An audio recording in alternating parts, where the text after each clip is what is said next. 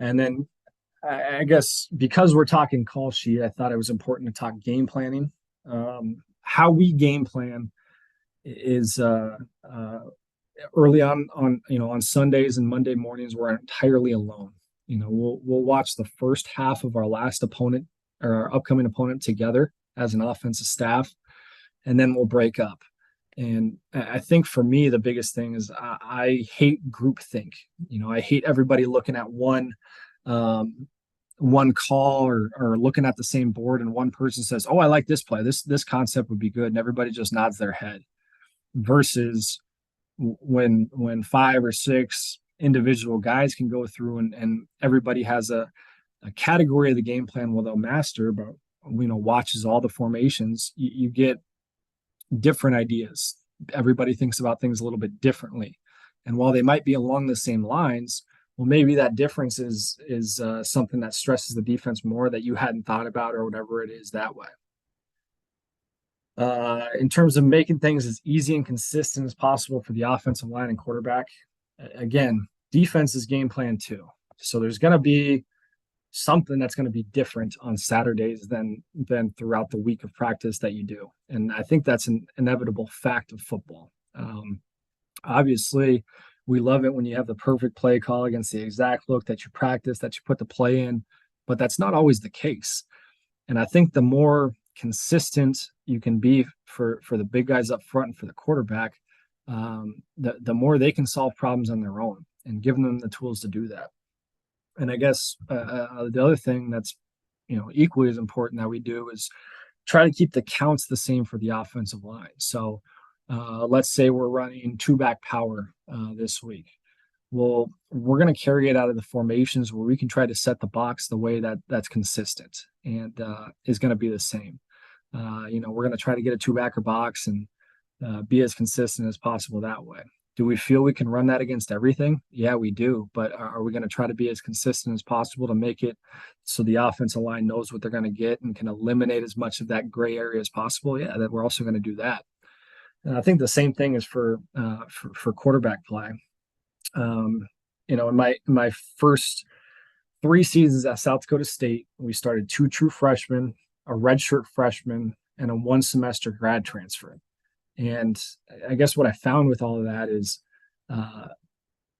allow the kids to play fast, plain and simple, and call what they know and put our guys in a situation to be successful instead of trying to, as they break the huddle, they're trying to understand, wait, what was this route concept again that we just put in? That's not putting the kids in a situation to be successful. You're just going to stress them out and create that anxiety and a little bit of doubt in their minds, honestly, where they don't know if they can execute because they haven't done it a million times in practice or whatever it is. And shift trade motion is a huge part of our offense and what we do. Last year, almost 70% of our offensive plays had some variation of shift trade motion. And I think it's important for a variety of reasons. First and foremost is putting ourselves in the best situation to be successful. Whether that's leveraging motion in a tight end across to get a better angle for our kickout block, or short motion in a receiver in on a post to allow them to get a clean release, or name your situation. It's putting yourself in the best situation possible. The other things that I think are created are twofold. One, the stress on the defense. They practice and game plan throughout the week as well. That if you can change the picture pre-snap, then they're the ones who have that little bit of doubt. Oh, where's my run fit now that there's an extra guy coming across, or whatever the situation is that way. And the same thing, I think you can eliminate your own tells and eliminate your own tendencies that you have as a play caller and as an offense. Whether that's, anytime we run, inside zone, split zone, the tight end's a little bit deeper. Well, if we're motioning him in from a receiver alignment, that depth is kind of hidden by his motion across. And the last part of that is, I think, the tendencies of 3-by-1 versus 2-by-2 versus back and pistol versus offset versus under center. Those can kind of be mitigated as well because you're changing things for the defense, so they can't be as keyed into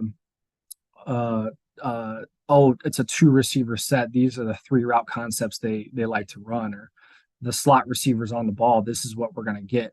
Well, no, we're going to motion and get there different ways. And yeah, we might run the same exact play that we did last week, but because we're going to dress it up, because we're going to do something different, it's going to look different to the defense, and they're going to have to be very rule sound, very fundamentally sound that way to be able to match through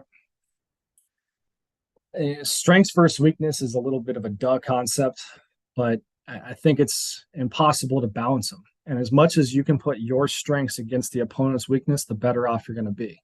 Um, for example, if we got a team that's a little bit light on the defensive line, well, we're probably going to stick to more of our gap scheme stuff and just beat the piss out of them. Versus those guys might move a little bit better laterally. Maybe our wide zone stuff isn't quite as good. Or name your situation where you can match up one of our true strengths against their weaknesses. But there's times too where it might be our strength against their strength, whatever that is. They're loaded in the box. There's always an extra guy. We're going to try to run the ball because that's who we are and what we do. That's important. But let's find the weakness. Okay, they're overloading the box. That means they're short on the perimeter. Well, let's just flip the ball out there and make them tackle one of our guys in space, even if it's just throwing it to the receiver, on a bubble screen. If that safety is the one that they're asking to make the tackle and he's 12 yards off, well, shoot, we feel pretty good about being able to stay in a manageable situation, being able to chase efficiency and do everything from that standpoint there to keep our offense moving down the field. And answer book plays are, I think, something that can be a little bit tricky at times. And what I mean by this is we love running duo out of a bunch set. And we feel like we can run it against everything, and we're going to run it every week no matter what. Okay, but what is our answer when they start, instead of staying in a three-backer box, for example, they just bump the will backer over to the other side of the formation, and now they don't have a support player to the boundary. Or they roll down the safety to the field, and that the boundary safety is rolled high, and same thing, they don't have a support player to the boundary.